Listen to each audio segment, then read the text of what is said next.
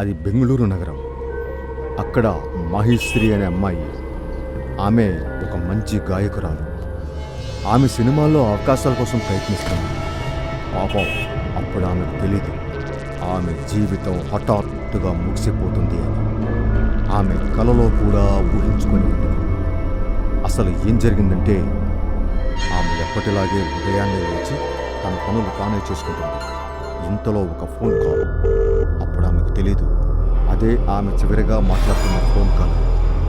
Maheshri phone మాట్లాడుతుంది. Hello, ఎవరండి? Hello, Maheshri గారేనా? నా పేరు ప్రవీణ్ అండి. ఓకే అండి, నేను మహిశ్రీని మాట్లాడుతున్నాను. మేడం, మీరు సింగర్గా సినిమాల్లో ప్రయత్నిస్తున్నారని తెలిసింది. మేడం, మీ నెంబర్ని ఫేస్బుక్లో పోస్ట్ చేశారు కూడా.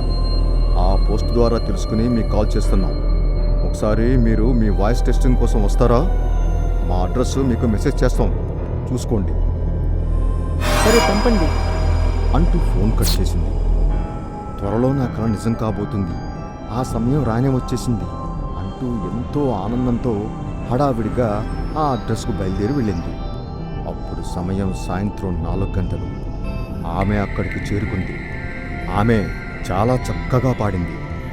కంగ్రాట్స్ మేడం, మీరు చాలా బాగా పాడారు. మీరు మొదటి స్థానంలో సెలెక్ట్ అయ్యారు. మా సినిమాలో పాటలు పాడే అవకాశం మీరే సొంతం చేసుకున్నారు. రేపు ఉదయం 10 గంటలకు మళ్ళీ ఇక్కడికి రండి, పాటలు మొదలు పెడదాం అని చెప్పాడు. సరేనండి అంటూ ఎంతో ఆనందంతో బయటకు వచ్చింది. ఆమె ఒక ఆటో కోసం ఎదురు చూస్తూ ఉండగా ఇంతలో ఒక కారు ఆమె ముందుకు వచ్చి ఆగింది. మేడం, ఎక్కడికి వెళ్ళాలి మీరు? నేను ఎక్స్ప్రెస్ రోడ్ల వైపు వెళ్తున్నాను. అవునా, నేను కూడా అక్కడికి వెళ్ళాలి. రండి మేడం, కేవలం 100 రూపాయలు మాత్రమే. అవునా, సరే అంటూ కారు ఎక్కింది. కారు బయలుదేరింది. మార్గం మధ్యలో మరో 2 వ్యక్తులు కూడా ఎక్కారు. కారు అలా వెళ్తూ ఉండగా ఒక చీకటి ప్రాంతం వైపు కారుని మళ్లించారు. ఏంటి ఇటుగా వెళ్తున్నారు? మనం వెళ్ళాల్సిన రూటు ఇటు కాదు కదా, కారు ఆపండి అంటుండగా పక్కనున్న 2 ఆమె నోరు నొక్కేశారు. కొంత దూరం వెళ్ళాక కారు ఆగింది. ఆమె వాళ్ళ నుండి తప్పించుకుని బయటికి పరిగెత్తుతూ కాపాడండి, కాపాడండి అంటూ అరవడం మొదలుపెట్టింది. ఆమెను వెంటపడి వెంబడించి పట్టుకుని కత్తితో పొడి చేశారు. అన్నా, నన్ను చంపకండి, దయచేసి నన్ను వదిలేయండి. మీరెవరో కూడా నాకు తెలియదు, నన్ను చంపకండి అన్నా, వదిలేండి అన్నా అంటూ బ్రతిమిలాడింది. కానీ ఆమె మాటలు పట్టించుకోకుండా అత్యంత కిరాతకంగా చంపేశారు. రోజులు గడిచాయి. హత్య జరిగిన ప్రదేశంలో పెద్దగా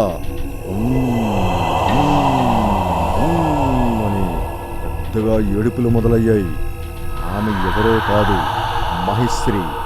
తను ఇప్పుడు మామూలు మనిషి కాదు, తీరని కోరికలతో మరణించి తిరిగి వచ్చిన ఒక దెయ్యం. అన్యాయంగా నన్ను చంపారు. నన్ను చంపిన వాళ్ళెవ్వరినీ వదలను, వాళ్ళపై పగ తీర్చుకుంటాను. అప్పటి నుంచి వాళ్ళని వెతకటం మొదలుపెట్టింది. అలా వెతుకుతూ ఉండగా ఒక రాత్రి సమయం హత్య చేసిన వాళ్ళలో ఒకడు ఆమెకు కనిపించాడు. అతని పేరు శివ. అతను నడుచుకుంటూ వెళ్తూ ఉండగా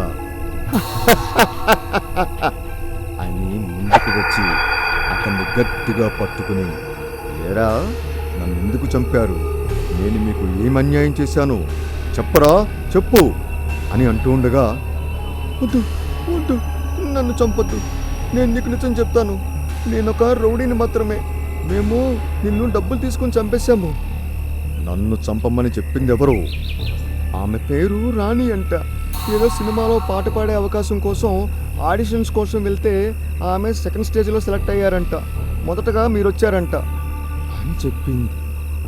ఆ అవకాశం కోసం ఆమె ఎన్నో కలలు కందంట. ఆ కలలకి మీరు అడ్డం వచ్చారంట. మీ అడ్డు తొలగించుకుంటే ఆ అవకాశం ఆమెకే వస్తుందని డబ్బులిచ్చి మిమ్మల్ని చంపమని చెప్పింది. డబ్బు కోసం ఒక నిండు ప్రాణాన్ని బలి తీసుకుంటారా? ఎన్నో ఆశలు, ఎన్నో కలలు.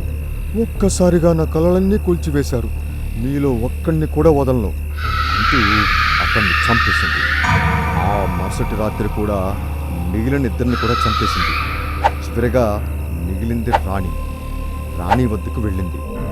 ఆ రాత్రి సమయంలో రాణి మంచి నిద్రలో ఉంది. ఆమెను లేపి, నీకు సినిమా అవకాశం ఇస్తున్నాను కానీ లేవు, గుర్తుపట్టలేదా? నేనెవరో గుర్తుపట్టలేదా? మహిశ్రీని, నీకు అడ్డం వచ్చిన స్త్రీని. నా అడ్డు తొలగించుకున్నావుగా. ఆ, నువ్వా? నన్ను చంపొద్దు, వద్దు వద్దు, దయచేసి నన్ను వదిలేసాయి. ప్రాణాల మీద అంత తీప. నేను కూడా నీలాగే బ్రతిమిలాడాను, ఇలాగే నేను కూడా ప్రాధాయపడ్డాను. కానీ వాళ్ళెవరూ నా మాట వినలేదు. ఇప్పుడు నీ సమయం వచ్చింది అంటూ ఆమెను చంపి పగ తీర్చుకుని ఆ తర్వాత అక్కడి నుంచి మాయమైపోయింది.